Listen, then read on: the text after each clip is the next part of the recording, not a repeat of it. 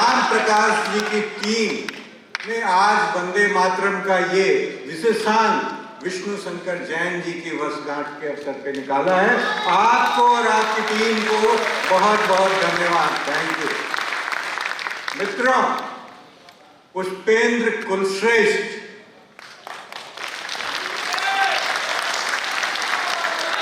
परिचय की जरूरत है क्या?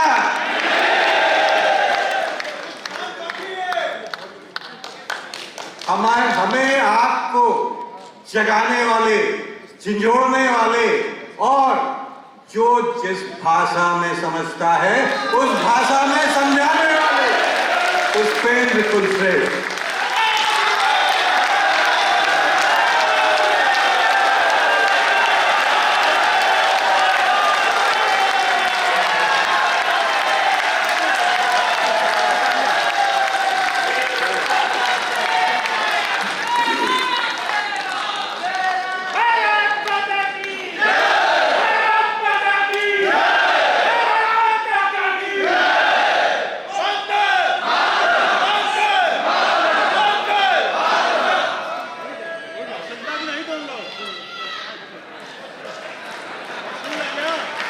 आप सबका बहुत बहुत धन्यवाद।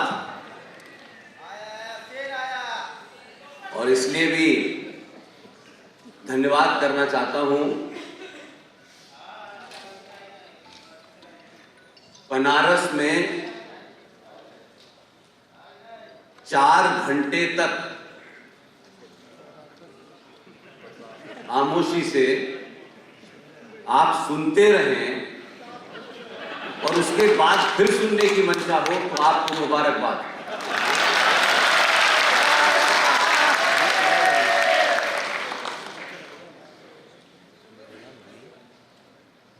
जितने भी हमारे साथी, खासतौर से आर.एस.एन. सिंह साहब, सुशील पंडित जी, पवन सिन्हा साहब, आप सोचिए कि इन सब के बोलने के बाद मुझे बोलना है।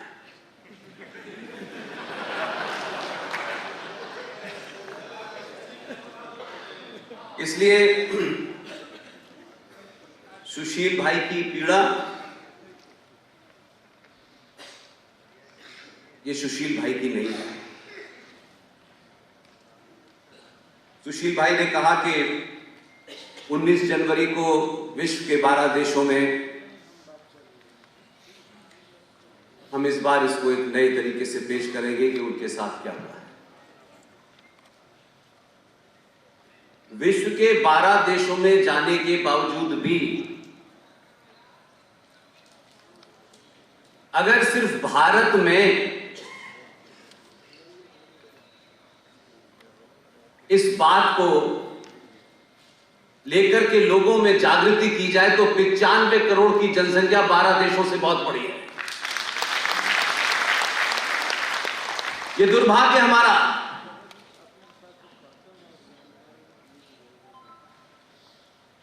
सौ साल पहले, 200 साल पहले, 1000 साल पहले क्या हुआ, क्या नहीं हुआ, इतिहास में क्या पढ़ाया, स्कूल में क्या पढ़ाया, विश्वविद्यालय में क्या पढ़ाया, मैं वहां से बात शुरू करता ही नहीं।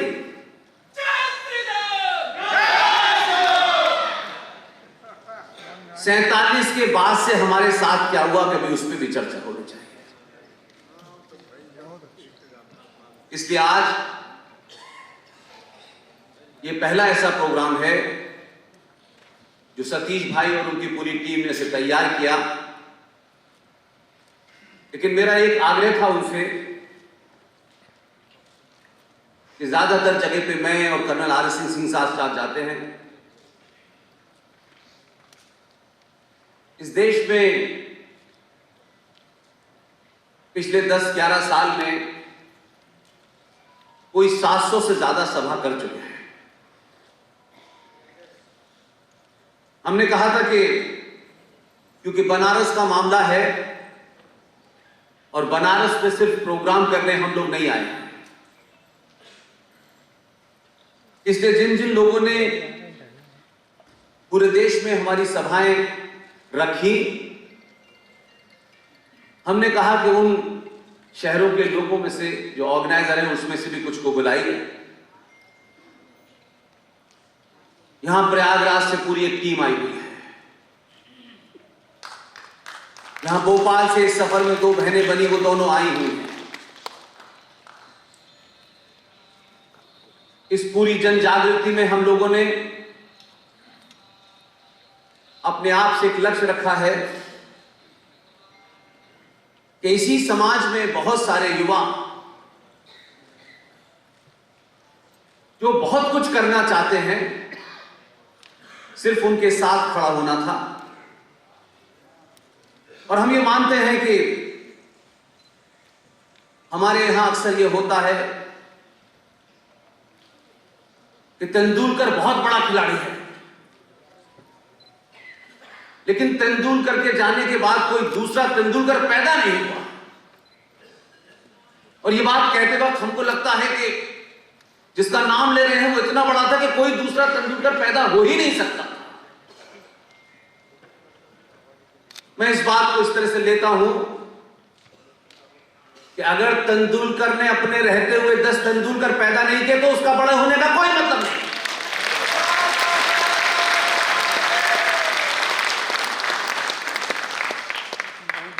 इसलिए जम्मू में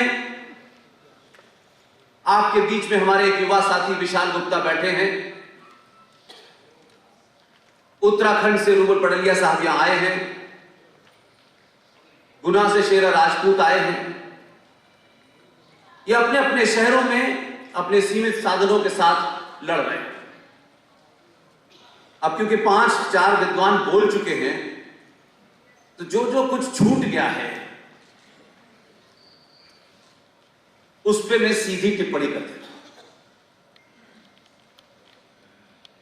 विष्णु शंकर जैन साहब, मेरा ख्याल है कि पिछले साल इसी हॉल में एक प्रोग्राम था, तब शायद पहली बार उनको आपने सुना होगा। और आज विष्णु शंकर जैन बनारस की गली गली में जाने जाते हैं।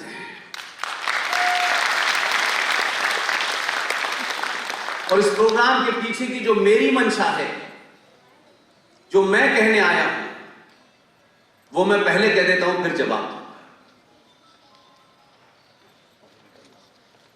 इस युद्ध में जो कोर्ट के अंदर लड़ा जा रहा है, हम इतिहास में जयचंदों की बहुत सारी बातें करते हैं। वो था, उसने ऐसा किया, वो था, उसने ऐसा किया। हम ऐसी चीजें पढ़ के बंद कर देते हैं। इसलिए आज हमारे बीच में वो कौन लोग थे जिन्होंने इस ज्ञानव्यापी मस्जिद, और इस शब्द को कहने में मुझे बड़ी तकलीफ सी होती है क्योंकि ये बड़ा कंट्राडिक्टरी वर्ड है, ज्ञान और मस्जिद, ये 2 अलग अलग चीजें हैं। लेकिन आज भी एक पिता और एक पुत्र पूरी ईमानदारी से एक युद्ध लड़ रहे हैं। उन्होंने किसी संगठन से गुहार नहीं लगाई कि हमें अपना समर्थन दीजिए। लेकिन मुझे यह ताज्जुब हुआ कि दिल्ली से कोई 2-1 जोकर यहां आए। किसके कहने पे आए, किसने उन्हें आगे बढ़ाया, और उन्होंने हिंदू पक्ष के नाम पर जो भोली भाली 5 महिलाएं थी, किसी एक के माध्यम से इस लड़ाई को आपस में लड़वाने की कोशिश की। और ताज्जुब मुझे जब हुआ कि जो इस्लाम के मानने वालों का पक्ष था, वही उस तथाकथित जो फ्रॉड कोई आया है, मैंने सुना है यहां आपके बीच में, वही एफिडेविट उसका भी है। और तीसरी घटना, विष्णु शंकर जैन कोर्ट में सुनवाई के दरमियान उनकी हताशा निराशा इस हद तक थी कि मुझे जो खबर दिल्ली में दी गई कि कुछ लोगों ने सुनवाई के बाद विष्णु शंकर जैन पे हमला किया।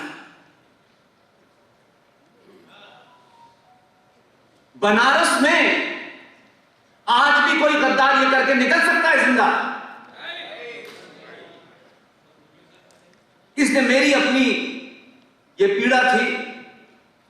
मैंने सतीश भाई से कहा, इस पक्ष से जो भी जुड़ा है, वो छोटा है बड़ा है, हमको इसमें कोई इंटरेस्ट नहीं, सबको बुलाइए। हम सामूहिक तौर पर जो कुछ भी हमारी थोड़ी सी ताकत है, हम यहां इसलिए आए हैं कि विष्णु शंकर अकेला नहीं है।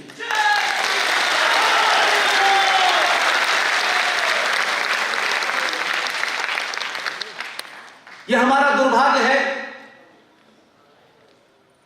कि हमारे इतिहास के बारे में खासतौर से सुशील पंडित जी ने बहुत कुछ कहा,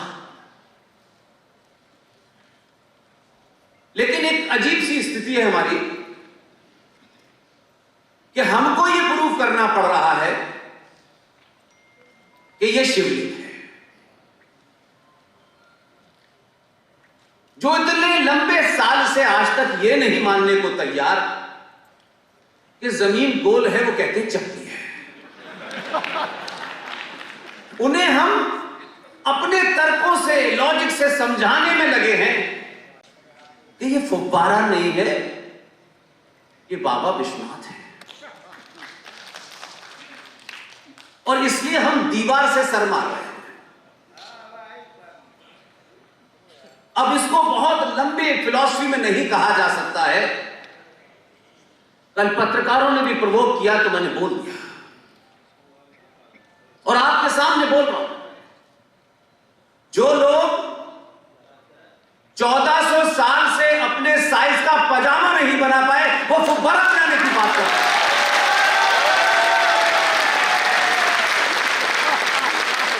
वो कहते हैं हमने ताजमहल बनाया है, हमने कुतुब मीनार बनाई है।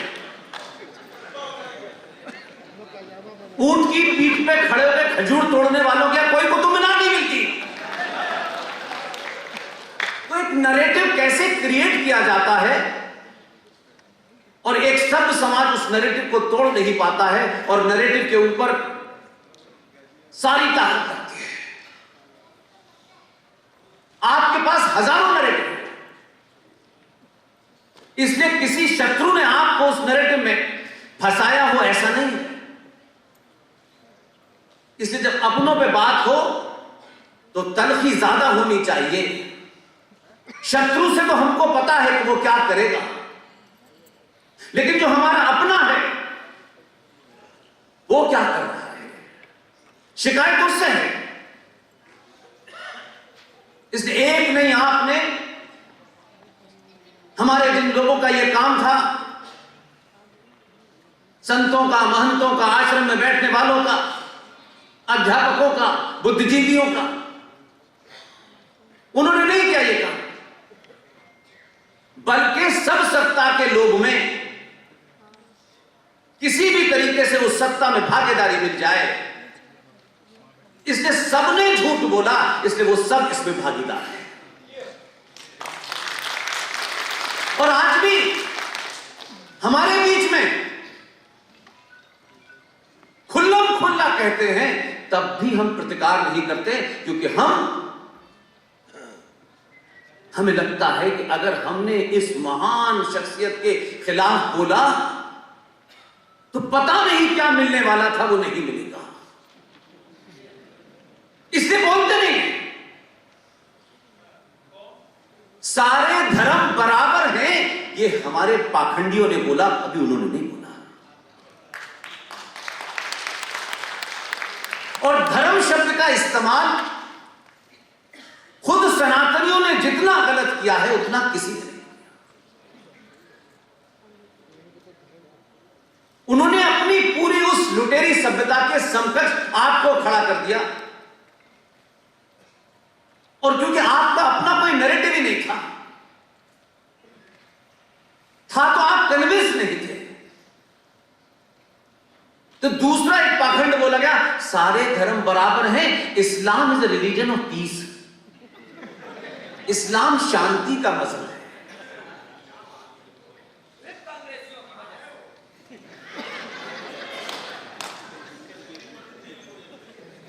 देखिए, ये माफ कीजिएगा भाई साहब, ये अपनी कायरता और कमजोरी और लालच को छुपाने का है कि नेहरू ने कहा ये मान लिया। नेहरू पिताजी थे आपके। फिर जब भी आप हर बात के लिए दूसरों को ढूंढेंगे, इसका मतलब है कि आप झूठ बोलना चाहते हैं। क्या इस देश में सावरकर का नैरेटिव नहीं था? क्या स्कूल की किताबों से पढ़ने के बाद ही आप ज्ञानी हुए? जो हमारी भूमिका है, मैंने अपने कभी डिस्कोर्स में दूसरों को जिम्मेदार नहीं ठहराया। बहुत आसान काम है। अभी सुशील भाई ने अलीगढ़ का किस्सा सुनाया, मेरी पैदाइश वहीं की है। आज के भारत में हमारी और आपकी आंखों के सामने अगर इतिहास लिखा जाएगा तो हमको भी लोग वैसे ही बुरा भला कहेंगे जैसे आज हम यहां खड़े होकर कहते हैं। और ना कहें, इसलिए यह रास्ता चुना है कि अपनी भूमिका में अदा करें। इतिहास तय करेगा कि हमने क्या किया।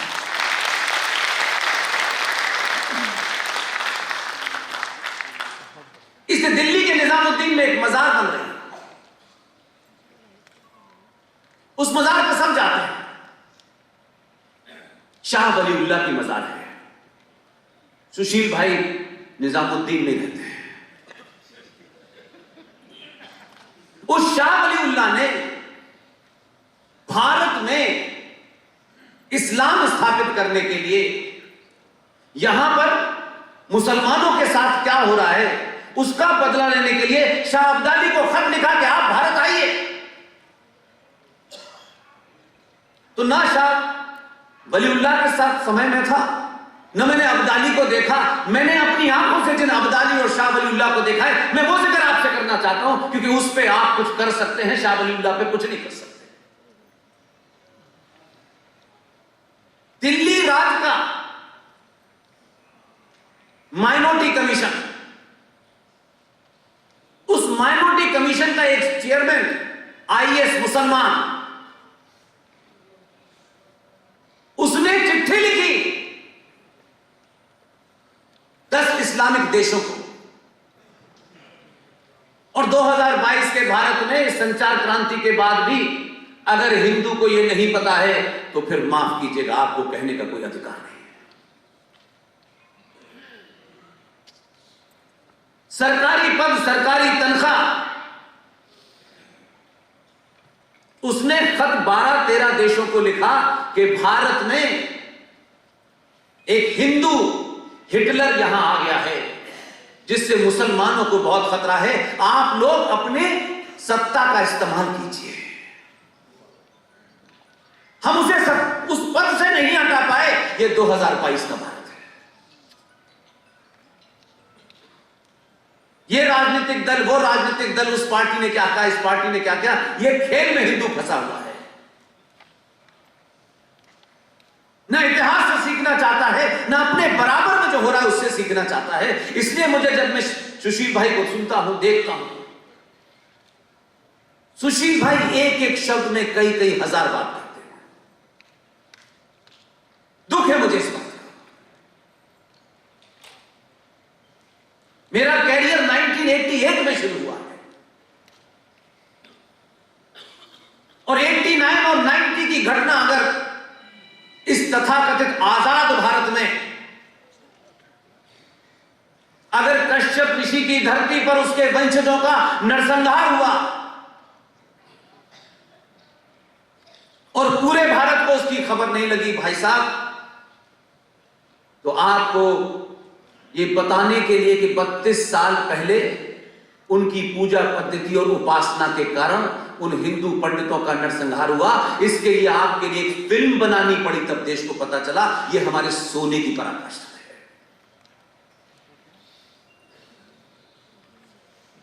इसलिए सिलसिला चल रहा है। हम आज भी सिर्फ भारत मां का नारा लगाते हैं और समझते हैं सब कुछ ठीक हो गया। कभी कभी मुझे शक होता है कि कम से कम आज के दौर में अगर कोई सनातनी हिंदू को मूर्ख बना रहा है तो आपके अपने बना रहे हैं। अदरवाइज हमारी जरूरत नहीं थी, छोटी मोटी नौकरी करके घर चलाते थे, हम भी वही रहते हैं। और कोई हम मर्जी से आ गए हो ऐसा भी नहीं है। हमको किसी शक्ति ने यह करने के लिए भेजा है और हर दिन हमको लगता है कि हमारे अंदर इतना सामर्थ्य नहीं है कि हम 3-3, 4-4 घंटे बोलते रहे, लेकिन बाद में लगता है कि कोई शक्ति है वो करा रही है, हम उसे ईमानदारी से कर पाए, यही हमारा सिर्फ प्रण है। इसलिए आज भी सच को सच अगर सनातनी हिंदू नहीं कहेगा तो ध्यान रखिएगा, जो लोग बार बार ये कहते हैं, हमारे बुजुर्ग कहते हैं, राजनीतिक लोग तो मानता हूं कि वो तो झूठे होते हैं, उनको ये कहना ही होता है क्योंकि उनकी मजबूरी है कि दुनिया के लोकतंत्र के अंदर अगर नेता झूठ ना बोले तो फिर वो नेता कैसा। इसलिए कि लोकतंत्र में आपको वोट लेना होता है और वोट लेने के लिए आपको झूठ बोलना ही पड़ता है। इसलिए मैं सत्ताओं सरकार से कभी सवाल नहीं करता, क्योंकि हम जिस पद्धति में चल रहे हैं उस पद्धति से हमारा दर्द दूर होने वाला नहीं है। इसलिए कि हम ये समझते हैं कि सरकार के पास ही सारे दुखों का हल है। हमने एक छोटी सी चीज को इतना बड़ा बना दिया है क्योंकि हम अंदर से कहीं ना कहीं लालची हैं। ये मिल जाएगा, ये नहीं मिल जाएगा, ये रह जाएगा, वो पीछे रह जाएगा, उससे संबंध खत्म हो जाने से वो मिलने वाला था तो वो खत्म हो जाएगा। इस गुणा भाग में लगे। जिंदा कौमें, जिंदा समाज अपनी सामूहिक शक्ति के सामर्थ्य से सत्ता को अपनी चौखट पे झुकाते हैं और कमजोर समाज, लालची समाज, डरपोक समाज सत्ता की तरफ जिंदगी भर देखता रहता है। कहीं कश्मीर होता है, कहीं बंगाल होता है, कहीं अलीगढ़ होता है, मुरादाबाद होता है, मलियानाबाद होता है, सब कुछ चलता रहता है, लेकिन देखो वहां ये नहीं किया, वहां ये नहीं किया, वहां सिर्फ खबरें पढ़ता है और कुछ करता नहीं। जब हीरो चुनने की बात आती है तो हम हीरो के अंदर भी एक अजीब तस्वीर देखते हैं, क्योंकि हमारी संवेदनाएं अलग हैं। इसलिए कितना कन्वर्जन हुआ, किस लेवल पे हुआ, जो सुशील भाई कह रहे थे, लेकिन आज भी तो जो लड़की मुसलमान बनकर के शादी नहीं करना चाहती थी, हरियाणा में निकी तोमर को उसके गोली मारी कि नहीं मारी, हमने क्या किया? क्या प्रक्रिया है हमारी सरकार है ये कह के सो गए। कहीं अंकिता हो रही है, कहीं रूपेश पांडे हो रहा है, कहीं अंकित शर्मा हो रहा है। हम कर क्या रहे हैं? खबरें पढ़ते हैं और फेसबुक के माध्यम से, क्योंकि सबको लगता है कि मैं क्यों जाऊं, मुझे तो अपने बेटे को, बेटी को पढ़ाना है और उसे आईएएस पीसीएस बनाना है और फिर उस व्यवस्था में से अपने बच्चे को लूट का सामान सिखाना है। हम सब अपनी मार्कशीट को अच्छा बना करके अच्छे पद पे बैठना चाहते हैं, विदेशों में चले जाना चाहते हैं, लेकिन भारत भूखंड की रक्षा के लिए कुछ बेरोजगार टाइप के लोग लड़ेंगे तो कोई फर्क नहीं पड़ता है। यह हमारी मानसिकता है। हम भारत में रहते हुए भी अपने घर की रक्षा करने में असमर्थ हैं, इसलिए रास्ते ढूंढते हैं किसी तरीके से, कहीं कोई नया रास्ता मिल जाए, हम इधर निकल जाए, उधर निकल जाए। कम से कम पिछले 50 सालों का इतिहास ही बताता है, आप कहीं भी भाग जाइए, कायरों के लिए दुनिया छोटी पड़ जाती है। और जब आप पलट के वार करते हैं और आपको चुनाव करना होता है कि कबूतर उड़ाने वाला चुनना है या चीता उड़ाने वाला चुनना है, तो दुनिया को लगता है कि थोड़ा थोड़ा बदलाव आ गया है। अपने हीरो को चुनने से पहले ओह, इसने तो एक मर्डर किया था, इसके साथ नहीं खड़े हो सकते, हम अपना है तब भी नहीं खड़े हो सकते, क्योंकि कहीं हमारी समाज में छवि खराब न हो जाए। ये बीमारी है। और हम किससे लड़ रहे हैं? हम उससे लड़ रहे हैं जो मुंबई में बम धमाकों का मास्टरमाइंड होता है। जब उसे फांसी होती है तो उसके जनाजे में 5 लाख लोग होते हैं। न उनको अपने साथी पंडित जी का ध्यान आता है, न सिन्हा साहब का ध्यान आता है कि हम उनके सामने क्या जवाब देंगे कि एक आतंकी के जनाजे में हम गए थे। लेकिन हम तो दरवाजा बंद कर लेते हैं। हमारे बीच में से कोई बहादुर अगर किसी जिहादी की हत्या कर देता है, हम नहीं चाहते। आप जिन चुनौतियों से लड़ रहे हैं वो आपको पता तो है, ऐसा नहीं है। और ऐसा भी मैं नहीं मानता कि आपको बोध नहीं हो रहा है। लेकिन एक बहुत बड़ा सेक्शन है जो आजकल आपको जगह जगह, चौराहे चौराहे, गली गली, मैंने सुना है बड़े सारे प्रकल्प चल रहे हैं कि कैसे इस जागते हिंदू को मूर्ख बनाओ, क्योंकि आप जागते तो उनकी दुकान बंद हो जाएगी। हमें बताया जाए, हम इस भाईचारे को 700 साल से झेल रहे हैं। और जब हमें यह बोध हो गया कि भाई कौन है, चारा कौन है, तब फिर लोग चल दिए घर से निकल के। नहीं नहीं, गले मिलना है, नहीं नहीं तुम्हारे भाई हो, वो कह रहा है नहीं हो, नहीं नहीं उसके गले में घुसे जा रहे हैं भाई। इससे आप अपनी वर्तमान में जो आपकी शक्ति दुनिया को दिखाई दे रही है उसको गिरवी रख रहे हैं। यही समय है जब यह जागरण इतना कर दिया जाए कि सत्ता पे कौन बैठेगा, उसकी जाति क्या है, वो किस क्षेत्र से आया है, ये मापदंड नहीं होंगे, बल्कि मापदंड होंगे कि इस वर्तमान भारत राष्ट्र को इस्लामिक जिहाद से बचाने वाला अगर किसी आदमी ने 2002 में अपना रोल प्ले किया है तो हमारा हीरो वही होना चाहिए।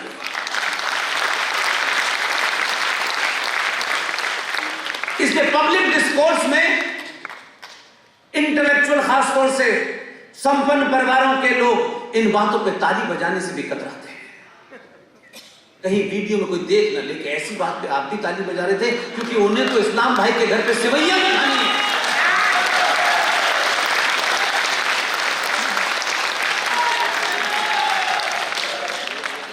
उस शत्रु बोध का आपको अंदाजा नहीं है। और आप तो पहले ऐसे लोग हैं कि आप तो हर काम को शत्रु से अनुमोदित कराते हैं। अच्छा, वो कह रहे हैं इसलिए हम ठीक हैं। थोड़ा सा वो तो डॉट बराबर बदलाव आया है और दुनिया कह रही है कि हिंदू इंटॉलरेंट हो गया है। अगर राष्ट्र बचाने के लिए हिंदुओं को चौराहे चौराहे, गली गली को ये कहता है ये इंटॉलरेंट हो गए हैं, तो जोर से कहिए हां, इंटॉलरेंट हैं। तुम्हारी बकवास, तुम्हारे घटिया विचार, तुम्हारी पूजा पद्धति हमको एक्सेप्ट नहीं है। पूरा इतिहास बताता है कि आज तक हमने किसी की गर्दन पे तलवार रख के उससे ये नहीं कहा कि तुम हमारा मत मान लो, हमने नहीं कहा। लिहाजा जो लोग आपके सामने खड़े हैं वो है कौन? ये वाला अच्छा है, ये वाला मॉडरेट है, ये थोड़ा सा कट्टर है। ये परिभाषाएं हमने अपनी कायरता को छुपाने के लिए गढ़ी है। जो कुरान मजीद को जिसको मानता है वो उसामा बिन लादेन ही बनता है। इसमें ये वाला वो वाला कुछ नहीं होता। कोई एक शहनाई बजाने लगे और शहनाई बजाने से पहले वो मंदिर जाने लगे, लेकिन वो फिर 20 करोड़ मुसलमानों की गारंटी नहीं है। इसलिए आज की समस्याओं का समाधान आपको करना है, कोई बाहर से आएगा नहीं। उत्तर प्रदेश वाले खास तौर से और बनारस के लोगों को इसलिए भी मुबारकबाद देता हूं कि आप बाबा विश्व की इस नगरी में आसानी से किसी को अपनाते नहीं हैं, क्योंकि यहां के जीवन की शैली कुछ और है। यहां अच्छे अच्छे की नहीं सुनते लोग, अच्छे अच्छों को पानी पिला देते हैं। और अगर आप दो दो बार सुन रहे हैं तो मान लीजिए कि फिर काशी बदल रहा है, और काशी बदलेगा तो जो सुशील भाई कह रहे थे, इसका असर फिर काबे में भी नजर आएगा।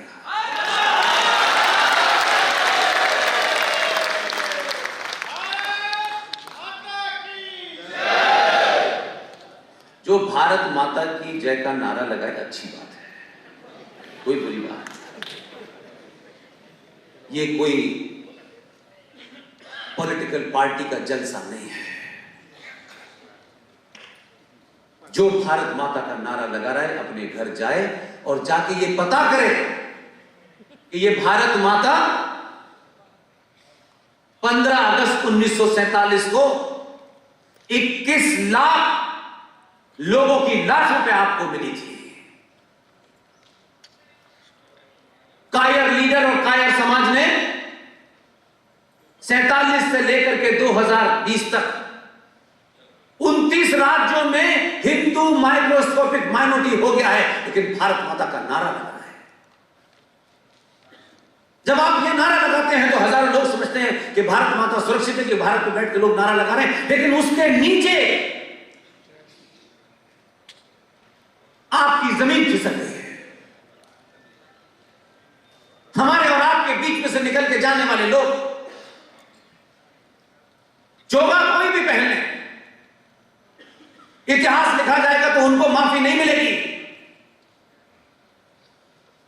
और हम उन लोगों में अपना नाम नहीं लिखाना चाहते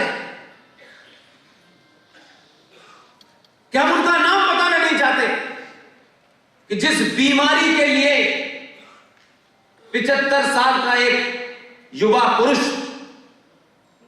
35 साल का उनका बेटा, जिन चीजों की लड़ाई लड़ रहा है, ये औरंगजेब और बाबर ने नहीं की थी। ये औरंगजेब के खिलाफ लड़ाई नहीं लड़ रहा है, ये बाबर के खिलाफ लड़ाई नहीं लड़ रहे। ये भारत की संसद, उस संसद में बैठने वाले वो लोग जो ये कहते रहे हैं कि हम तुम्हारे हैं, इस संस्कृति के हैं, और हम और तुम्हारे बीच में एक ही रिश्ता है कि तुम भी हिंदू और हम भी हिंदू। उनकी गिनती चाहे 10 थी चाहे 117 थी, मैं ये मानता हूं आग अगर यहां लगी हो तो चौराहे चौराहे चिल्लाएंगे और बनारस में लोग 5-5 घंटे बैठ के सुनेंगे। इसके कसूरवार बाबर और औरंगजेब नहीं है। उनको जो करना था कहे वो दुनिया में यही किया, कोई नई बात नहीं। उस इतिहास में जाकर के अब कोई फायदा नहीं होना है। इतिहास में जाइए, 1991 में भारत की संसद में किस पार्टी के कितने एमपी थे, आज गूगल में सर्च कर लीजिएगा। उन लोगों की क्या भूमिका थी जब प्लेसेस ऑफ वर्शिप एक्ट बन करके पास हो रहा था?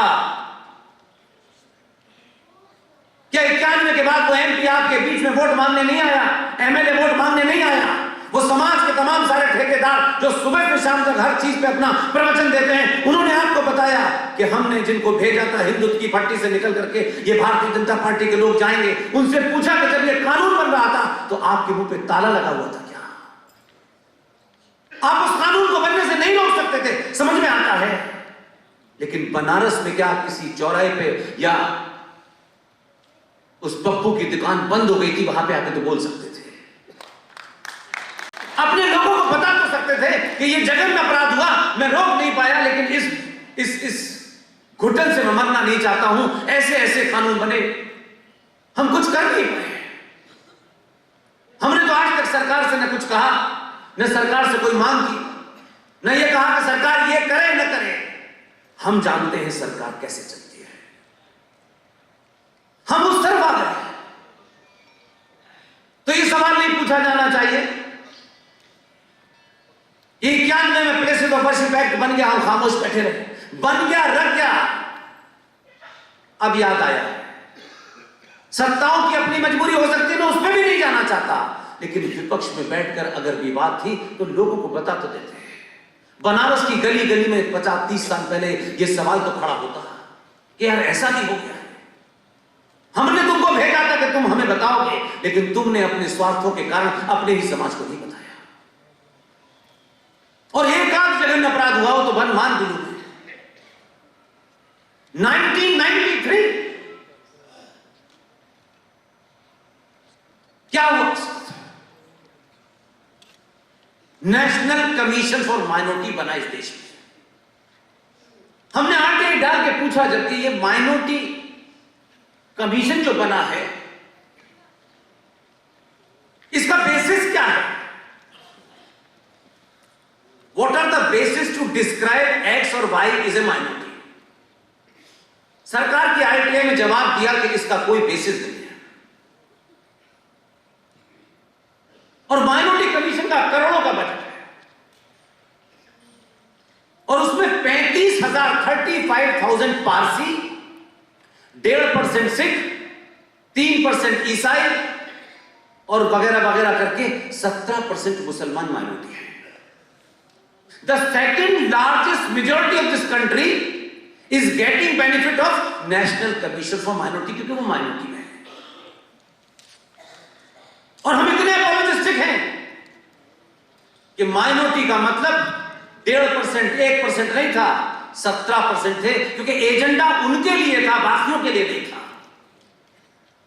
हम चुप बैठे रहे। 1995 में जब ये वक्फ बोर्ड आया, उसमें जो अमेंडमेंट हुए, किसी ने क्यों नहीं बताया आपको? क्या जिम्मेदारी नहीं थी? और अगर नेताओं ने नहीं बताया तो समाज में जो लोग काम कर रहे हैं उनको बताना चाहिए था। फ्रांस में क्या हो रहा है, जर्मन में क्या, दुनिया जमाने की आपको पता है, घर में क्या हो रहा है ये नहीं जानना चाहते। इसलिए हम अपनी दुर्दशा के लिए खुद जिम्मेदार हैं। और 2022 में भी हम किन बुनियादों की तरफ बढ़ रहे हैं, और ये बात बनारस में कह रहा हूं, कॉन्शियसली कह रहा हूं। विपक्ष ने आपको नहीं हराया, सनातन विरोधी हताशों ने आपको नहीं हराया। अपने सीने में हाथ रखिए और बताइए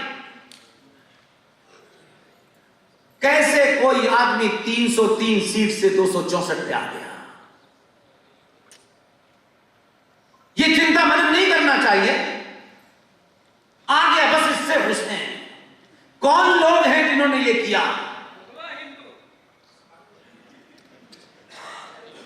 कल ये 64 से 200 पे चला जाएगा, आप कुछ गालियां देंगे, आपस में झगड़ा करेंगे, चले जाएंगे, और फिर अपने भागों को गाली देंगे कि देखिए फला आ गया। कम से कम इतनी लंबी दास्तान जो सुशील भाई ने बताई है,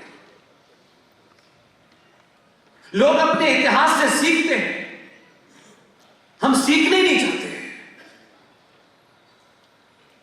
हम जिक्र बहुत करते हैं इतिहास का। दुनिया का, सभ्यताओं का नियम है, जो अपने इतिहास को भूलते हैं और हमारे यहां तो यह भी कहा गया है, क्योंकि राजनीतिक सत्ताएं जब राष्ट्र में दखल देती हैं तो नैरेटिव कैसे बदल जाता है और कायर और लालची समाज उस नैरेटिव को ओढ़ लेता है। कुछ लोगों की सुविधा हुई तो भारत सेकुलर हो गया, कुछ लोगों की सुविधा हुई तो सेकुलर होने के बाद भी, यानी बाबा साहब अंबेडकर का संविधान सेकुलर नहीं था, फिर उसे सेकुलर किया गया और 76 में सेकुलर होने के बाद यह गजब का सेकुलर हुआ। संविधान सेकुलर है, लिखित में सेकुलर है, लेकिन माइनॉरिटी कमीशन भी यहां है, 5,500 करोड़ का स्ट्रक्चर कमीशन भी यहां है, मुस्लिम एजुकेशन बोर्ड भी यहां है, वक्फ बोर्ड भी यहां है, पर्सनल लॉ बोर्ड भी यहां है। कहीं दुनिया में सुना यह डिबेट नहीं होनी चाहिए, पार्लियामेंट में कोई इस पर डिबेट नहीं करना चाहता। जो बात हरिशंकर जैन साहब ने कहा कि आर्टिकल 30 के तहत पहले से ही आपने गड़बड़ कर रखा है, यानी पिछले 70 सालों में आपका अचीवमेंट यह है कि भारत के संविधान में जो कुछ आपके पूर्वज थोड़ा बहुत ठीक ठाक करके गए थे, आपने 70 सालों में इस चाटुकारिता के चलते, दलाल नेताओं के चलते एक पैरेलल व्यवस्था खड़ी कर दी है। अब हमारी सारी ताकत इस पीढ़ी की लगती है कि पहले ये प्लेसेस ऑफ वर्शिप एक्ट का मुकदमा लड़े और व्यवस्था में बैठे हुए लोगों से भी लड़े, और अपने लोग ये समझें कि बस वो लड़ रहे हैं, हमारा काम क्या है, हम तो ताली बजाएंगे। क्या इन जैसे योद्धा पूरे देश में लड़ रहे हैं? कभी किसी ने पूछा? विष्णु शंकर जैन, क्या तुम अपना कैरियर नहीं बना सकते थे? क्या हरिशंकर जैन को एज ए अधिवक्ता, एज ए एडवोकेट, इनके ज्ञान का लोगों को पता नहीं था, इसलिए बाबरी मस्जिद वालों ने इनको करोड़ों रुपए की पेशकश की थी, हमारा मुकदमा लड़ लो, लेकिन ये नहीं लड़े। लेकिन समाज ने पूछा, करोड़ों रुपया ठुकराने वाले हरिशंकर जैन साहब, विष्णु शंकर जैन साहब, इस युद्ध को लड़ते में कभी आपको कोई पैसे की तंगी तो नहीं आ रही है? सिर्फ पूछ ही लेते, ये कभी मांगते नहीं आपसे, और आप पूछते तो पूरे देश में हजारों विष्णु शंकर पैदा हो जाते हैं कि समाज आज की चुनौतियों से लड़ने वाले योद्धाओं की चिंता करने लगा है। बस इतना ही तो कहना था। इसलिए आज भारत राष्ट्र के सामने कोई चुनौती नहीं है, कोई चुनौती नहीं है, क्योंकि जब तक हम देश और राष्ट्र में फर्क नहीं समझेंगे, धर्म और मजहब में फर्क नहीं समझेंगे, ये चुनौती हमेशा बनी रहेगी। और ये कोई ऐसा ज्ञान नहीं है कि इसके लिए शंकराचार्य के पास जाना था। हमारा साहित्य, हमारे संस्कार, हमारी परंपराएं, हमारी मान्यताएं ये बताती हैं कि धर्म का मतलब पूजा पाठ नहीं होता। धर्म का मतलब होता है आपकी ड्यूटी, आपका दायित्व क्या है, पिता का दायित्व क्या है, मां का क्या है, बहन का क्या है। राजा का धर्म होता था अपनी प्रजा के प्रति कि उसे क्या काम करना है। लेकिन आपको तो गीत बजाना था, शहनाई सुननी थी, तो आपने कहा हम इसी नैरेटिव को चला देते हैं, और ये शत्रु ने चलाया, क्योंकि उसने अपने लूटने की संस्कृति को एक आदर्श संस्कृति के समकक्ष खड़ा कर दिया। और आप चिल्ला चिल्ला के कह रहे हैं सारे धर्म बराबर है, और आपके घर में वो बेटी सुन रही है, उसके कानों में ये बात जाती है कि पापा भी कह रहे हैं और मम्मी भी कह रही हैं। देखो, सारे धर्म शांति का संदेश देते हैं, और वो बेटी जब शांति दूतों के साथ चली जाती है तो कहते हैं घर वापसी करनी है। तब वो पूछती है कि आप भी तो कह रहे थे सब बराबर है, तो मैं तो इधर से उधर चली गई, फिर तकलीफ क्या है? आप जाने अनजाने में अपने त्वरित तत्कालिक फायदे के लिए अपनी संतानों के सामने भी झूठा नैरेटिव रख रहे हैं, और पूरी दुनिया में सबको खुलकर बताया जा रहा है। वो अपनी बात से कभी छुपाते नहीं हैं। आपका शत्रु भी है, लेकिन फिर भी कोई छुपाता नहीं है बात। लेकिन आप अपनों से भी छुपाते हैं और शत्रु चिल्ला चिल्ला के बताता है, तब भी नहीं मानते।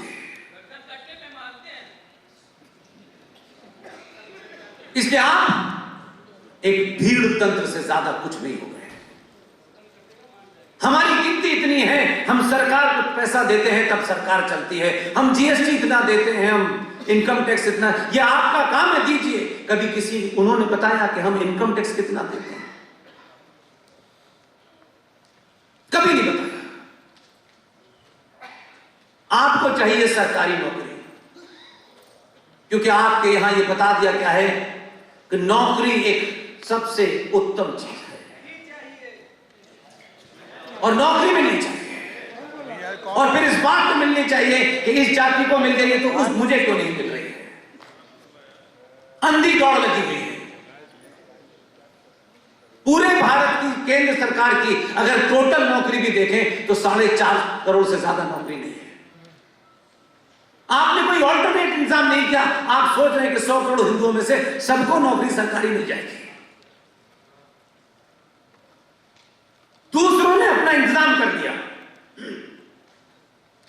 किसी का इंतजार नहीं किया कि संसद में हमारे 400 एमपी आएंगे तब हम भारत को इस्लामिक राष्ट्र घोषित करेंगे।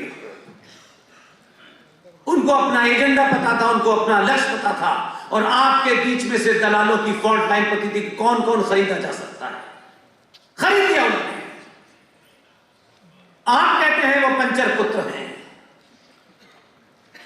लेकिन आप ही के बीच में से एक आदमी, अगर उनके अच्छा वकील नहीं था तो उन्होंने कपिल सिब्बल को 25 लाख में कोर्ट में खड़ा किया। हमसे पूछिए, यह सार्वजनिक मंचों से कहने की बात नहीं है, लेकिन अगर बनारस में भी मैंने ये बात नहीं कही तो फिर मैं कहीं और नहीं कह पाऊंगा। सुशील जी जानते हैं इस देश को 370 तो बहुत सुना हमने। ऐसा लगता था कि 370 ही सारे मुसीबत की जड़ है। हमारे अपने लोगों ने नहीं बताया कि 370 से ज्यादा खतरनाक 35 पे थी, उसकी चर्चा नहीं हुई कभी। उस मुकदमे को लड़ने के लिए हमारा एक साथी अब इस दुनिया में नहीं है। उस मुकदमे की जब डेट आती थी सुप्रीम कोर्ट में, एचएल दत्तू की अदालत में वो कोर्ट एक्सेप्ट किया गया।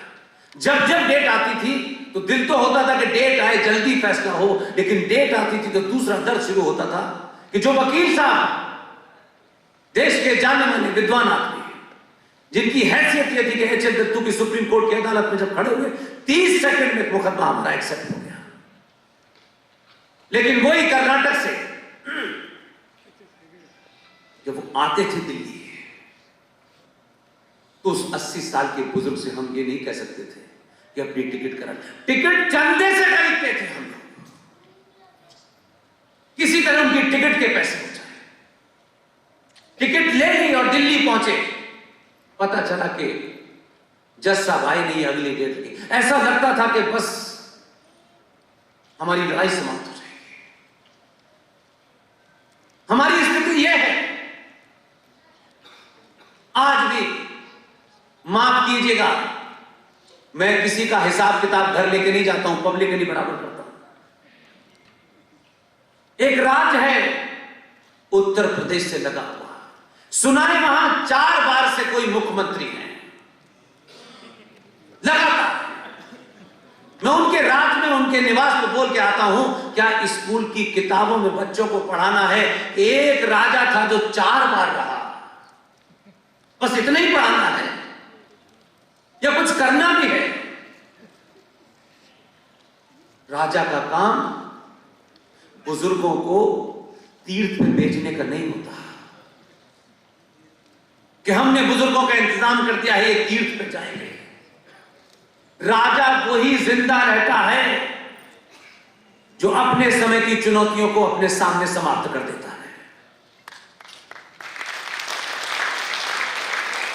उस सरकार के अंदर और बाहर कौन लोग हैं जो भोजशाला को 4 बार मुख्यमंत्री होने के बाद ये साहस नहीं जुटा पा रहे कि ये भोजशाला का मामला समाप्त होना चाहिए। विष्णु शंकर काशी से दिल्ली जाएंगे, दिल्ली से फिर फ्लाइट पकड़ के वहां जाएंगे। क्या हमारे बीच में विष्णु शंकर नहीं? वो कन्विक्शन क्यों नहीं है? क्या विष्णु शंकर ने कभी खड़े होकर के, इनके पिताजी ने कभी ये बताया कि हम कैसे रह रहे हैं? नहीं। और ये भी जो मैं कह रहा हूं ये मेरी कथा है, उन बेचारों ने कभी मुझे ऐसा एहसास भी नहीं कराया। तो हम किसी के पूछने का, बोलने का, भीख मांगने का इंतजार करेंगे? हम खुद नहीं पूछ सकते, हम खुद कुछ नहीं कर सकते। हम कितनी बार कश्मीर गए, कश्मीर की कहानी आज भी आधे से ज्यादा देश नहीं जानता, जानता ही नहीं है। हम तो इसको 12-13 साल से लगातार बोल रहे हैं। और आज भी कश्मीर के बारे में झूठी खबरें पढ़ना, झूठे नैरेटिव क्रिएट करना, ये हम कर रहे हैं। क्योंकि इस वक्त हम हैं, इसलिए हमें कोई डिस्टरबेंस नहीं चाहिए। आप रहे न रहे, इसी वक्त डिस्टरबेंस चाहिए हमको। क्योंकि आप तो आने जाने हैं, कोई फर्क नहीं पड़ता है। ये कॉन्स्टिट्यूशन कल भी था, ये आईपीसी कल भी थी, ये 1935 का गवर्नमेंट ऑफ इंडिया एक्ट कल भी संविधान में था, आज भी है। 1860 का पुलिस कानून कल भी चल रहा था, 1861 का एविडेंस कानून कल भी चल रहा था, आज भी चल रहा है। आर्टिकल 44 बराबरी की बात कहता है, लेकिन उसे इस देश का कोई भी नेता लागू नहीं करता। तो आर्टिकल बदल गया क्या? संविधान बदल गया क्या? क्योंकि आपने कभी भी ये सोच के वोट दिया ही नहीं था कि हम ये वोट देते क्यों हैं, हम आखिर चाहते क्या है सरकार से। आपने तो इतने पीछे जाके ले गए कि लोग आपको अगर अंतरराष्ट्रीय पटल पे देखें तो लोग हंसेंगे आपके बारे में। भारत की राजधानी दिल्ली है, देश के विद्वान लोग बताए जाते रहते हैं, हर अंतरराष्ट्रीय मामले पे उनकी नजर होती है, कई सारे विश्वविद्यालय हैं। लेकिन उसी दिल्ली के अंदर 2 रुपए किलो चावल और 2 महीने की बिजली मुफ्त पे आप सरकार में लोगों को बैठाते हैं, आप बैठाते हैं। और उनके अंदर भी, सुशील भाई, उनके अंदर एक आदमी, हम ऐसी चीजें नहीं देखना चाहते। एक आदमी जीत के आया उस 70 विधानसभा के लोगों में से, वो बाकी लोग कहां बिजी हैं, उसने अपना एजेंडा पूरा किया अकेले ने। आपके यहां तो बहुत सारे, किसी से पूछ लो तो वो 10 आपको ज्ञान बता देगा, ऐसा नहीं था, वैसा नहीं। एक अदने से एमएलए ने, जिस दिल्ली सरकार की ताकत बड़ी कम होती है, ना लैंड उनके पास है, ना पुलिस उनके पास है, लेकिन जब यहां उसका एजेंडा था तो पता नहीं चला। अब जब कुछ हो गया तो अच्छा हमें पता चला। वो आदमी दिल्ली वक्फ बोर्ड का चेयरमैन भी था। 270 परिवारों को वक्फ बोर्ड के नियम के अनुसार उसने घर खाली करा के बता दिया। आज उसमें मुसलमान रह रहे हैं। दिल्ली में किसी को पता है ये खबर कि हम सिर्फ अखबार पढ़ने वाली खबर ही पढ़ते हैं और अखबार में नहीं आई तो फिर सब ठीक है, चले गए वो खाली करके। वो एक भी हो तो उसका एजेंडा होता है, वो आपके यहां भी था तब भी उसका एजेंडा था, लेकिन हमारा कोई एजेंडा नहीं। हमारे पास 4 गाड़ियां हो, 10 कमरे का मकान हो, और शर्मा जी को कैसे नीचा दिखाना है इसकी चिंता में लगे हैं। वर्मा जी शर्मा जी को नीचा दिखा रहे हैं, शर्मा जी वर्मा जी को दिखा रहे हैं, इसी में लगे हुए हैं। एक भी कोई ऐसा इशू, यहां गेरुए बस में कुछ संत बैठे हुए हैं, हो सकता है कि ये अच्छे लोग हों, लेकिन इन संतों से भी सवाल पूछिए, उन पुजारियों से भी सवाल पूछिए। हम जहां पैदा हुए वहां तो कुछ और ही परंपरा थी, इसलिए हमारा उसमें दखल नहीं है, लेकिन पिछले 20-25 साल में जो देखता हूं तब मुझे ताज्जुब होता है कि ऐसा कैसे हो सकता है। कुंभ आता है, ये मैं अपनी इसलिए बता रहा हूं कि मैं उस बैकग्राउंड से नहीं। जब भी कुंभ आता था तो इस पे चर्चा होती थी। युद्ध किस बात में हो रहा है सन्यासियों में कि पहले कौन नहाएगा, इसके लिए तलवारें चल रही हैं। फला खड़ा पहले नहाएगा या ये खड़ा नहाएगा, इसके ऊपर हत्याएं हो रही हैं। आश्रमों के ऊपर फिल्में बन रही हैं, गंदी फिल्में बन रही हैं। एक सन्यासी सड़क पे निकला जो सबसे प्योरेस्ट आपका इंस्टीट्यूशन है, जिसकी अपनी एक महत्वता और पवित्रता है। हम ब्राह्मण हैं, ठाकुर हैं, बनिया हैं, सब कुछ है, लेकिन आज आपके सामने ओपन है। RSN सिंह साहब ने कांची के शंकराचार्य के बारे में बताया। शंकराचार्य रात के 12 बजे गिरफ्तार हो जाए, उस पर बलात्कार का केस लगे और भारत के अंदर एक प्रतिक्रिया ना हो, कौन डरेगा आपसे? क्योंकि आपने तो अपनी चुटिया सरकार को दे दी है। आज भी एक शंकराचार्य हमारे बीच से चले गए। ये घर के अंदर की बात थी, ये मठ मंदिरों के अंदर तय होनी थी, ये चौराहों पे तय नहीं होनी थी। आपने अपने उस पद की गरिमा को भंग किया है।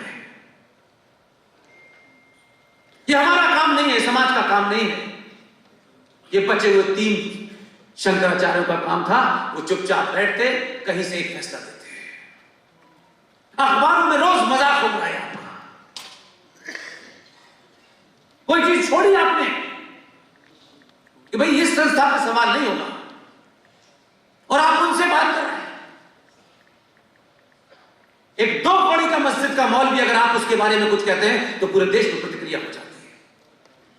उनके आपसी झगड़े हो सकते हैं, हजारों झगड़े हैं, और कुछ झगड़े तो ऐसे हैं जो आप शायद जानते भी नहीं। तब भी वो जानते हैं कि इस वक्त लड़ाई हमारे आपस की नहीं है, इस वक्त लड़ाई काफिर से है। तो इस वक्त दोनों कौन कौन साथ हैं? जिन्होंने अली का कत्ल किया, प्रॉफिट मोहम्मद के दामाद का कत्ल किया, जिन्होंने प्रॉफिट मोहम्मद की बेटी का कत्ल किया, जिन्होंने प्रॉफिट मोहम्मद के नवासों का कत्ल किया, कलमा पढ़ पढ़ के किया, अल्लाह अकबर कह के किया, वो दोनों भी आपके सामने यूनाइट हैं। और आपके झगड़े चौराहे चौराहे, गली गली हैं। किसी मठ के अंदर चेला गुरु को इसलिए मार रहा है कि उसे मठ पे कब्जा करना है। ये जब खबरें बाहर जाती हैं तो किसी सनातनी हिंदू को तकलीफ नहीं होती है। और फिर आप आज के बच्चे से ये उम्मीद करते हैं, जो बच्चा आज के दौर में कंप्यूटर युग का बच्चा है, लैपटॉप वाला बच्चा है, वो जब ये देखता है तो उसको समझ में आता है ये सब क्या हो रहा है। किसी के पास समय है उस बच्चे से बात करने का। वो सिंह साहब कह रहे थे वो नालायक कोई फिल्म में कैरेक्टर बना है। अब नालायक बड़ा सॉफ्ट वर्ड है। तैमूर की अम्मी के पति हैं वो, ऐसे कहने में आपकी समझ में आए। हम बात पिन पॉइंटेड कहें क्योंकि हम उन लोगों से मुखातिब हैं जिन्हें 700 साल के बाद पहली बार एहसास हुआ है कि हम यादव या ब्राह्मण नहीं हैं, हम सनातनी हैं।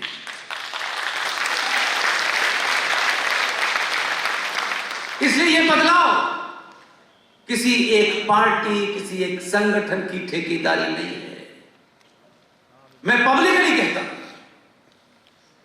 कि इस समय एक ही चुनौती है जो अभी आपके हाथ में है। इसलिए मैंने कहा इस गलतफहमी और इस इल्यूजन से बाहर निकलिए कि हम 95 करोड़ हैं, भारत हमारा है, सेना हमारी है, पुलिस हमारी है, जुडिशरी हमारी है। ये गलतफहमी से बाहर निकलिए। कुछ भी आपका नहीं है। सुशील पंडित वो चलता फिरता इंसान है कि जिस दिन भी ये फटेंगे बड़ा विस्फोट होगा। मैं ये शांत रहते हैं, शांत अंदाज में, शब्दों का सिलेक्शन भी बड़ा इनका सुशील होता है, इसलिए ये मत समझिए कि इनकी यही भाषा है। सोचिए, जिस देश में 20 करोड़ लोग न सत्ता में है न व्यवस्था में है, उनकी ताकत इतनी है कि कोर्ट भी रात के 5 बजे कोर्ट खोल करके सुनवाई करता है। और सुशील पंडित क्योंकि सुशील है, उनको लगता है कि यह व्यवस्था जो बनाई गई है, इस व्यवस्था में मेरी बात सुनी जाएगी। ये भी गए थे। इस देश का चीफ जस्टिस एक आदमी था, जस्टिस जगदीश चंद्र कहर। क्यों सुशील है? जैसे उनके साथ में एक दूसरे महान आदमी बैठे थे। सुशील ने जिस अंदाज में यहां अपना प्रेजेंटेशन दिया, उससे भी शांत भाव से कहा कि हम चाहते हैं कि जिन्होंने मेरी बहन बेटी मां के साथ बलात्कार किया है, मर्डर किया है, रेप किया है, घरों में आग लगा दी है, वो सड़कों पे जिंदा घूम रहे हैं। कम से कम आप स्टेट से कहिए उनके ऊपर कोई कार्रवाई करें। चीफ जस्टिस इसलिए नहीं हंसा, चीफ जस्टिस इसलिए हंसा, इतनी बड़ी त्रासदी के बाद एक आदमी आया है, वो भी कोर्ट में एक साधारण सा कुर्ता पजामा पहने खड़ा है, इसकी औकात क्या है?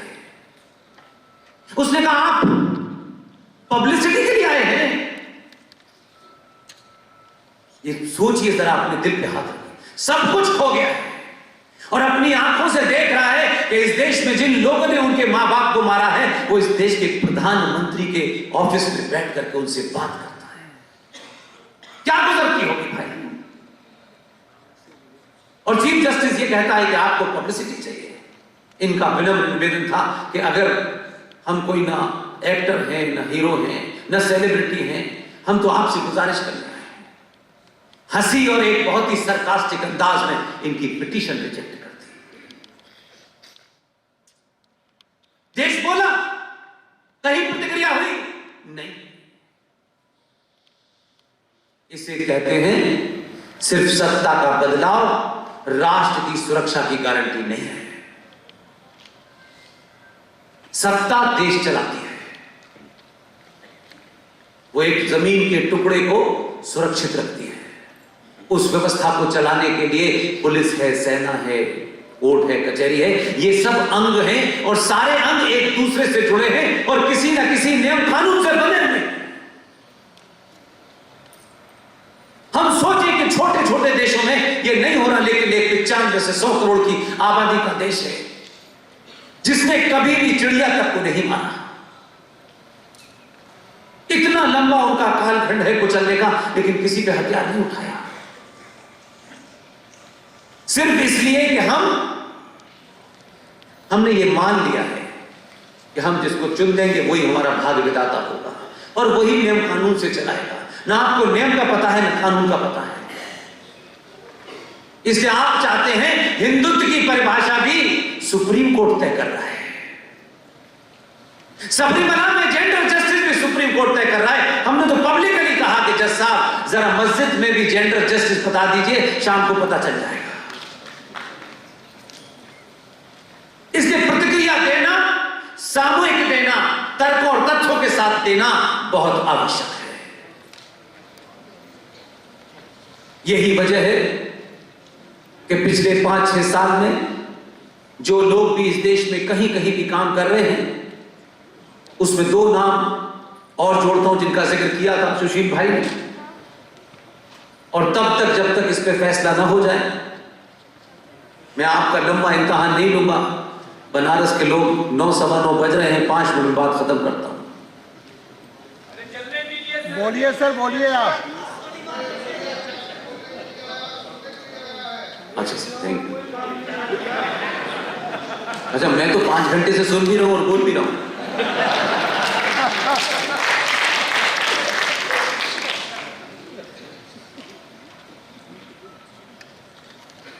जिस दिन भी, ये मेरा पक्का विश्वास है और ऐसा कुछ मैं होते हुए देख रहा हूं,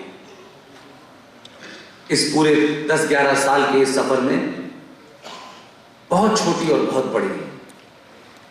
बड़ी सभा भी की, छोटी भी सभा की। मैं एक बदलाव जरूर देख रहा हूं। लोग ये समझ गए हैं कि लोकतंत्र में ये राजनीतिक दलों के माध्यम से उनको अपना गौरव कभी मिलने वाला नहीं है। ये बीच बीच में आपको लगता है कि ऐसा हो जाए, अच्छा ऐसा होने वाला है। कानून कल थे आज बंद, उनमें कुछ अमेंडमेंट हो गया, परसों फिर हो जाएंगे। सत्ता राष्ट्र के सुरक्षा की गारंटी नहीं है। सत्ता सिर्फ देश की सुरक्षा की गारंटी देती है कि कोई विदेशी आक्रमण होगा, उसके लिए सत्ता ने राफेल खरीद लिए हैं, पहले मिग खरीदे फिर जगुआर खरीदे। लेकिन एक सेना का अधिकारी जो अब हमारे बीच में नहीं है, उसने बहुत बड़ा ज्ञान नहीं दिया अपनी बातचीत में। उस वर्दी के बावजूद भी जो बात उसको कहनी थी उसने भारत के सनातनियों के लिए कही। हमने उसका भी मर्म नहीं समझा, क्योंकि हमारे शायद अंदर एक चीज धर कर गई है कि जहां हमें भूमिका निभानी होगी उसको हम समझ भी नहीं चाहते था कि अगर समझ गए तो भूमिका निभानी होगी और हमें तो निभानी नहीं, इसलिए उसको समझो ही मत, क्योंकि मैं जानते नहीं। इस देश के सेना के एक बड़े अधिकारी ने कुछ दिन पहले उनका एक हवाई दुर्घटना में निधन हो गया। रावत साहब ने एक बात कही थी, छोटी सी बात थी। उन्होंने कहा कि भारत ढाई युद्ध में ग्रस्त है। दुश्मन को समझ में आ गया कि ये कहां इशारा कर रहा है, इसलिए उनकी जो मृत्यु हुई, और ये नहीं कि मैं बहुत कोई इंटेलेक्चुअल बात आपसे कह रहा हूं कि बहुत सारे ऐसे लोगों को समझ में आया। सुशील भाई एक बहुत बड़े एक्टर की पत्नी मुंबई में, बहुत बड़े एक्टर थे अपने समय के, वो अब नहीं है, उनकी पत्नी थी, वो आप सबको सुनती है। जनरल रावत की श्रद्धांजलि सभा उन्होंने अपने मोहल्ले में की,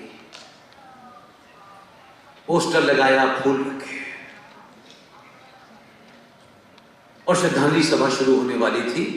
वहां दिया जलाया, 4-5 मुसलमान गुंडे उस मुंबई में गए और रावत की तस्वीर फेंक दी, दिए पे लात मारी और कहा कि इस डैश डैश की आपने यहां खराज अक़ीदत दी तो आग लगा देंगे। ढाई युद्ध का मतलब वो समझ गया, एक गुंडा और हमारे यहां का विद्वान नहीं समझा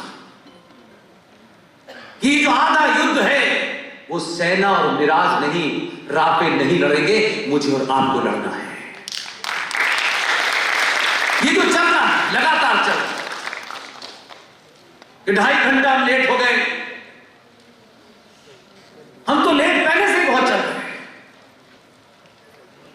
कि हम सड़क पे नमाज पढ़ेंगे और आपने अगर हमें हटा दिया तो मार लगा देंगे। इसलिए अजान 5 वक्त होगी, लाउड स्पीकर पे होगी, लेकिन मुंबई में एक 80 साल की बुजुर्ग महिला आरती मोबाइल से सुनती थी। ऊपर वाले ने आकर के उसका मोबाइल तोड़ दिया, कोई हिंदू नहीं बोला। उसका बेटा विदेश में रहता है जो करोड़ों रुपया कमा रहा है। 1 करोड़ रुपया कमा करके उससे होना क्या है? रुपयों से संस्कृति नहीं बचती, परिवार नहीं बचता। अपने गलेवान में हाथ डाले, हम उनके मदरसों की तो जांच कर रहे हैं, लेकिन हमने 1947 के समय भारत में जितने गुरुकुल थे वो भी खत्म कर दिए, हमने एक गुरुकुल नहीं बनाया जहां हम अपने साहित्य की, अपनी परंपराओं की ज्ञान दें। इसलिए पवन सिन्हा हमारे बीच में मौजूद है। इन्होंने तो बताया कि इनका तो रिश्ता यहां सीधा सीधा है। मैं तो अलीगढ़ मुस्लिम विश्वविद्यालय में पैदा हुआ, तो मेरा रिश्ता किससे होगा आपको पता है। लेकिन उसके बावजूद भी देखिए, एक पति पत्नी ने, उनका एजेंडा क्या था? एक मेहनत की, और एक सामान्य से परिवार से निकल के आए, मुरादाबाद के रहने वाले। ये सब बातें मुझे पता चली तो मुझे लगा ये सार्वजनिक इसलिए नहीं कर रहा हूं कि मुझे पवन जी की तारीफ करनी है। ये करोड़ों संत महंत जो 500-500 एकड़ पे अपने आश्रम बनाए हैं, जिस दिन तय कर लेंगे हजारों गुरुकुल बन जाएंगे। पवन जी उस सीमित साधनों में, कोई नहीं जानता है ये और इनकी श्रीमती आज का आधुनिक गुरुकुल चला रहे हैं, दिल्ली यूनिवर्सिटी में प्रोफेसर हैं, वो भी काम करते हैं और गुरुकुल भी चलाते हैं। और वहां जो तैयारी हो रही है, इस भारत को कहते तो हैं कि ये चाणक्य का देश है। चाणक्य के देश में लाखों चाटुकार पैदा हो रहे हैं। मुझे खुशी है कि ऐसे दौर में अपने गुरुकुल के अंदर कुछ चाणक्य पैदा कर रहे हैं। क्या हमने कभी पूछा? इन्होंने तो नहीं कहा कि भाई मुझे सरकारी ये सहायता नहीं मिलती, वो सहायता। इन्होंने जो कुछ था वो करना शुरू किया और बहुत अच्छे तरीके से चला रहे हैं। मुझे तो जब जब दुख होता है जब पता चलता है कि पवन सिन्हा साहब के उस आश्रम के बराबर में कुछ जिहादियों ने एक एजेंडे के तहत, एक जमीन थी, उस जमीन पे रातों रात वो सौदा करना चाहते थे। पवन सिन्हा को पता चला। मैं कई बार सोचता हूं अगर मेरे साथ होता तो मैं तो कुछ खत्म ही हो जाती कहानी। पवन सिन्हा को पता चला कि ये आश्रम के बराबर में किसी डेलिब्रेशन के चक्कर में, किसी खास एजेंडे के चक्कर में ये जमीन खरीदी जा रही है। इनके पास एक छोटा सा मकान था, इन्होंने औने पौने में सौदा करके अपनी जमीन को बचाया ताकि जिहादी आश्रम के पास ना आ सके। मंदिर जाएंगे आप, आपके हर मंदिर के साथ आस्था नहीं जुड़ी हुई। ये बनारस के लोगों के लिए नहीं कह रहा, मैंने जो अपनी आंखों से देखा है उसकी बात। आप मंदिर भी अपने काम की हैसियत में कितनी रिश्वत देनी है वो बात करते हैं। अगर इस मंदिर के अंदर हमारी मनोकामना पूरी नहीं हुई तो हम तत्काल नए पे चले जाते हैं।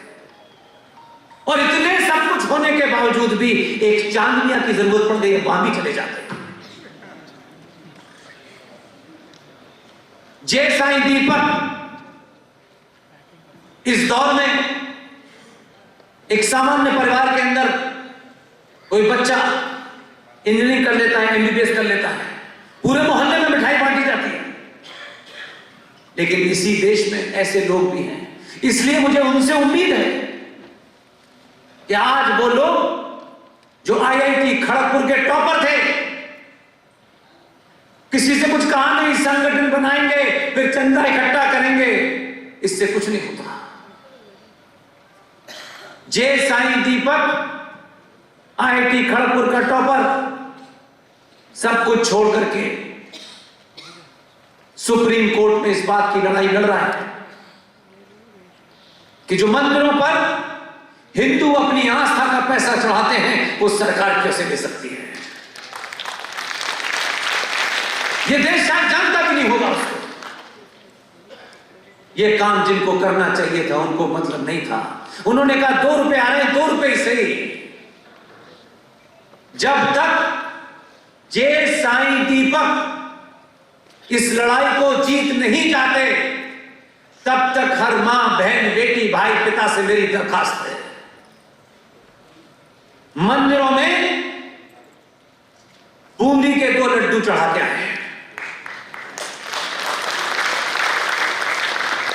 और जो पैसा आपको लगता है कि मंदिरों में चढ़ाना है वो पैसा साईं दीपक जैसे लोगों के लड़ने की उस लड़ाई में डोनेट करते हैं।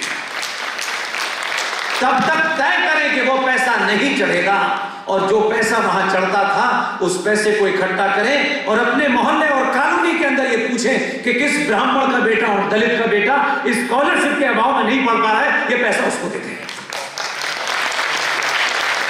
कम से कम इतना तो करें, क्योंकि जो बात सुशील भाई कह रहे थे, यही पैसा तो जा रहा है जिससे सच्चर कमीशन का 5,500 करोड़ का बजट चलता है। यही पैसा तो जा रहा है जो वक्फ बोर्ड प्राइवेट बॉडी का आदमी पब्लिक सर्वेंट कहा जाता है। वाह, कमाल। इसलिए लड़ाई एक नहीं है, कई सारे मुद्दे हैं, लेकिन मैं एक बात कह के अपनी बात समाप्त करता हूं। ये लड़ाई कोर्ट में हजारों हरिशंकर जैन साहब और हजारों सुशील पंडित जी और हमारे इस बनारस के जो यहां के स्थानीय वकील हैं, ये सब लड़ते रहेंगे। कोर्ट में कोई केस होता है तो चर्चा का विषय बनता है, लोगों को तब पता चलता है कि अच्छा ये बात जो उन्होंने कही थी ऐसी है।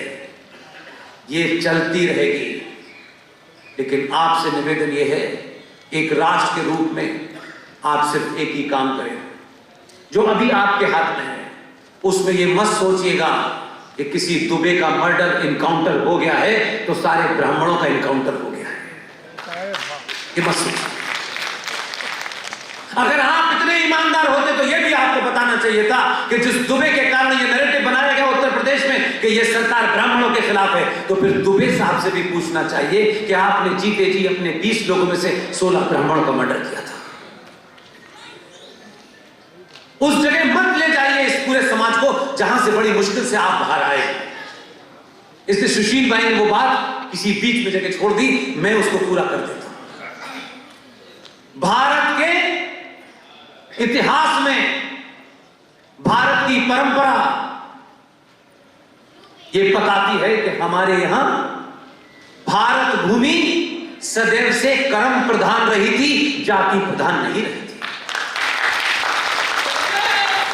और साबित करता हूं, मैं अपनी बात को साबित करता हूं। दो ऐसे लोग थे जिन्हें हम लोग याद रखते हैं, दोनों ब्राह्मण हैं, एक रावण और एक परशुराम। रावण को मैंने और आपने नहीं देखा,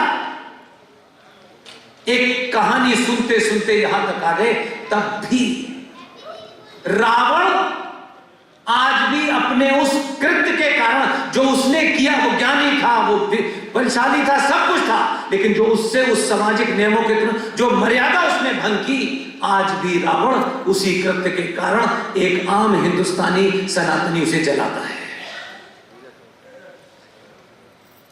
और एक दूसरा ब्राह्मण जिसे आप परशुराम कहते हैं, वो अपने कर्म के कारण मंदिर में पूजा जाते हैं।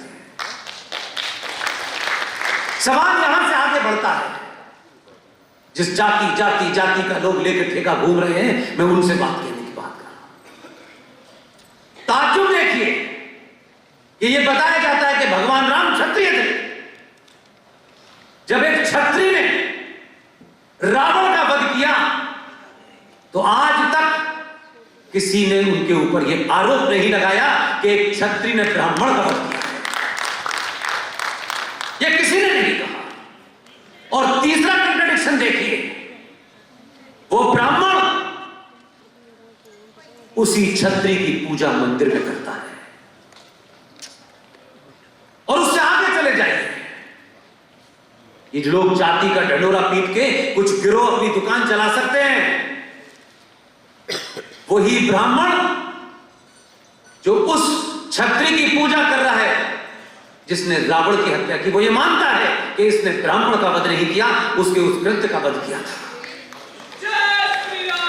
और वही ब्राह्मण मंदिर में बैठ करके वाल्मीकि की लिखी रामायण पढ़ा रहा है, शर्मा जी के लिए पढ़ा रहा है।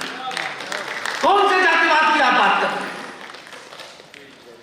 ईमानदार होते तो परशुराम का एक ही बात था, जन्म जाते शूद्र, मनुष्य जन्म से शूद्र पैदा होता है, अपने कर्मों से बनिया ब्राह्मण बनता है। आप कहां से चले थे, कहां आ गए? कम से कम अपने आज से अहद कीजिए। अगर आपने यहां 5 या 6 घंटे हम जैसे साधारण लोगों को सुनने के लिए बिताए, तो आज से 2 बातें ध्यान रखिएगा। हम मंदिर जाएंगे, मंदिर छोटा हो बड़ा हो, और उस मंदिर में पुजारी कौन है हमें नहीं पता। उस पुजारी का घर पता करेंगे कि वो मोहल्ले में कहां है, उसके कितने बच्चे हैं, उसके परिवार का कितना 10,000, 15,000, 20,000 होगा। जब तक आपको लगता है उस पंडित जी का जो उस मंदिर को देखते हैं, उस डिब्बे में नहीं डालना है जिसको सरकार ले जाती है, उसमें बूंदी के लड्डू डाल दीजिए ताकि सरकार ले जाए। उस 20,000 खर्चा, 25,000 खर्चा उस पंडित जी के घर जाइए और उसके घर दे दीजिए और पैसा चढ़ाना बंद कर दीजिए। और हमें से किसी की भी बात आपको तर्कों पे, तथ्यों पे अच्छी लगती हो, इस दौर में एक आदमी तय करे कि आज से मैं ये काम नहीं करूंगा और किसी को नहीं करने दूंगा। इसलिए मैं फिर एक बार अपने उसी स्लोगन की तरफ वापस लौट के अपनी बात खत्म करता हूं। आप लिख सकते हैं तो लिखिए, बोल सकते हैं तो बोलिए, चिल्ला सकते हैं तो चिल्लाइए, और अगर ये तीनों काम करने में असमर्थ हैं तो जो चिल्ला रहा है उसके साथ खड़े हो जाइए। बहुत